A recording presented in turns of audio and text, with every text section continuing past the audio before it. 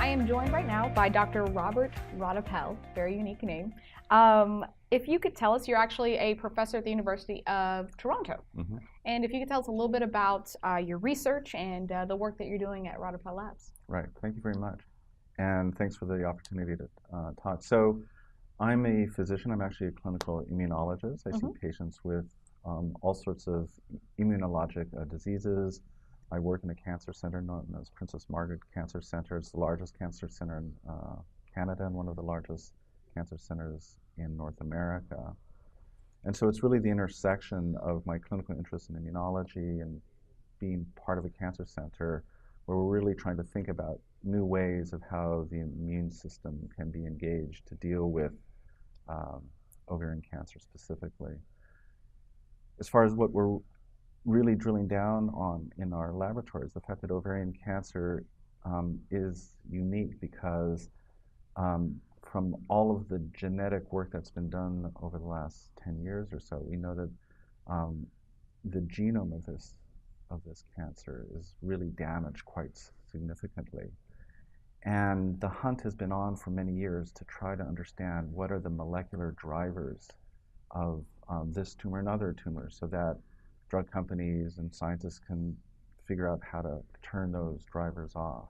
Right. But in the case of ovarian cancer, the paradigm looks like it's very, very different. We don't see any obvious drivers to go after. There's no obvious drug targets or switches on the wall to turn off to make this tumor go away. Right. So what we've been thinking about is this problem a little bit differently, which is the transition from the normal cell to a cancer cell creates many new cellular properties associated with that tumor that makes them grow and are resistant to chemotherapy and radiation and the rest of it. But there's also new vulnerabilities that are associated with that tumor and being a tumor. These are cells that are actually quite stressed out. They really have the burden of metabolic stress and stress due to problems with their proteins and RNA. And in order to live, these tumors have had to figure out new mechanisms to deal with this stress state. Right. So our approach is less to find out what are the drivers of this tumor, and rather what are the scaffolds that are maintaining this tumor to allow it to live, to adapt to this highly stressed cellular state. And if we can knock those out, then we're hoping the tumor collapse. So it's a different approach. And so, not to interrupt you, but I apologize for that. A few of the other doctors have mentioned that this is kind of a smart cell in that sense. And so it almost sounds like what you guys are doing is figuring out, well, what makes it smart or what makes it tick. Would that be accurate to say? Yeah, what's the game plan or the unique circuitry of this tumor? If we could understand what that circuitry looks like and the new pathways that are operating, then we might be able to collapse this tumor by finding out pathways that are unique to all of the genetic variation that's associated with this tumor in a given individual. That's the goal. So whereas I think the field is really focused a lot on the specific genetics, meaning the DNA that's altered, we're really thinking about this tumor from a much more sort of biologic perspective. What's happening with the cells and their dependencies on new pathways that we might be able to actually target with drugs.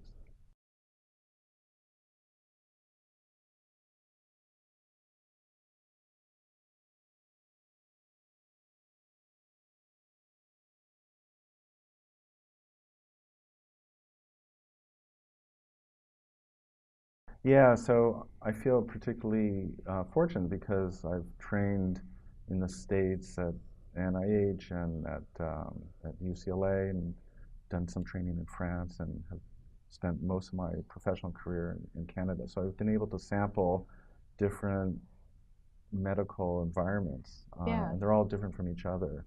So in Canada, I think there's the great advantage well, there's twofold. One is the whole conversation around the right to health is finished.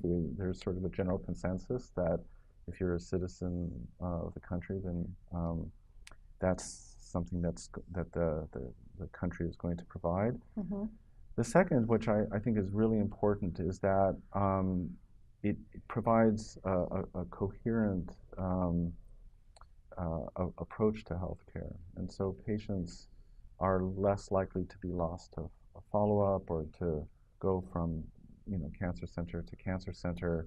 It allows teams to come together to really be working shoulder to shoulder on behalf of the patient. So there's kind of coherence and team approach, which certainly happens at other cancer centers in the United States, but I think the general economic structure of healthcare provisions in Canada makes team medicine much easier. And the other benefit is that when you have really good quality healthcare at the level of the interface with the patient, it also engenders the chance to really be doing basic research rapidly. So the interaction from the basic lab to the clinicians and the patient, I think that virtual circle can be easier.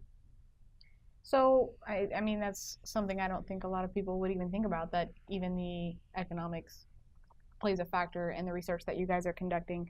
Can you tell us about the work that you've been involved in terms of like functional genetics of ovarian cancer? Right. So we've taken an approach to ask a simple question, which is to identify in a very systematic way all of the genes that the ovarian cancer cells need to live, survive, and proliferate on an individual gene level. So there's 19 to 22,000 genes in our human genome. Right. And over the last few years, we've been trying to map gene by gene by gene which genes does the tumor need and which genes the tumor is sort of agnostic to. Sounds Doesn't very matter. tedious. Sounds very tedious, but there's approaches and assays which allow us to actually generate that data very, very, very rapidly. And so we have now maps that allow us to really focus in on specific genes and pathways that these cancer cells are highly, highly dependent on. And the cool thing is that we know that genes make proteins, and if we know what the critically important proteins are, there's a chance that we can make drugs against them. Additionally, this has been part of a much larger project in Toronto where we've a number of colleagues have been looking at other cancer types, including pancreas and breast and head and neck. And so all of this data is part of a common consortium where we can actually now start to search across different tumor types, where we can find patterns of commonality and patterns that are unique to individual types of cancers.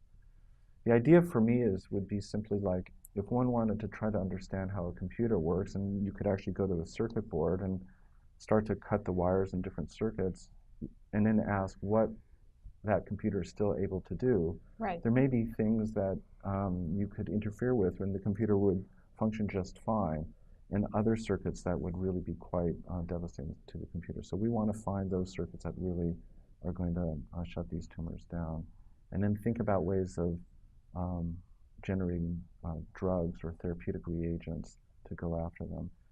And the thing is that because everybody talks about the complexity of cancer, that right. Cancer is a really complex problem, the big surprise is that we're learning things that you could never have guessed. So we're trying to allow the tumor cell to tell us what is important to that tumor cell. The other thing that's very important, and we've been working on quite considerably, is that these tumor cells can grow in different environments. And the ability of the tumor cell to evade chemotherapy or to evade immune cells is very dependent on where it decides to grow inside the body. So we're trying to understand much more of these kind of contextual features that help the cancer cell resist our therapies so that we can really generate targeted therapy that goes after those kind of contextual situations. Right, so digging a little deeper into it. Um, so what would this mean for the survivor community? What does this work mean for them? I would say optimism. Hmm. For an individual that is suffering with a disease like ovarian cancer, it can't happen soon enough. Right. Um, on the other hand, it's extraordinary to see sort of the rapidity of progress that's happening on multiple fronts. And so while we gain more insight about the biology of this disease, we gain greater humility about its complexity. Uh, and yet, I remain optimistic that we're going to figure out the code of this cancer and create definitive uh, curative therapy for it. And I mean, you've mentioned and touched on the fact that patience is definitely one of the challenges of survivorship. You know, just you said it can't come soon enough. You got to kind of wait and hope that it does come at some point. What are some other challenges you would say there are when it comes to survivorship?